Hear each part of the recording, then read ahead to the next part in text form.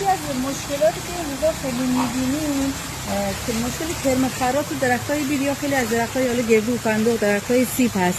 ببینید اینجوری کرم خراب دالون درست میکنن نشانه‌هاش، بعد این خاکره ها رو میریزه پایین. این یعنی که درخت شما درگیر کرم خراب شده. حالا روش‌های مختلفی هم برای درمانش هست. اگه کمه با سیم مفتوله نازک فرو می‌کنیم داخل کرمه رو از بین میبریم.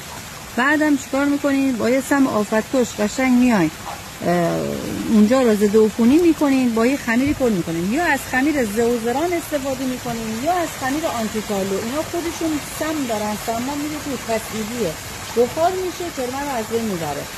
یه چیز دیگه ببینید، گفته بودیم این روزا هوا گرمه، شبا سرد، تنه درخت‌ها ترک می‌خوره. تنه که ترک بخوره ببینید از اینجا کندن، زیرش میشه منبع آلودگی انواع آفت‌ها.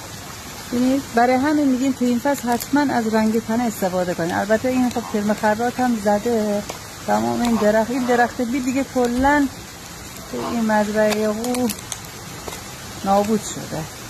اگه شما آثار اینو دیدین، اگه کم بود سریع اقدام بکنین که ببینید دیگه اصلا درخت کامل آوندا مثل رگ انسانه دیگه، وقتی از بین بره بریده بشه از بین میره.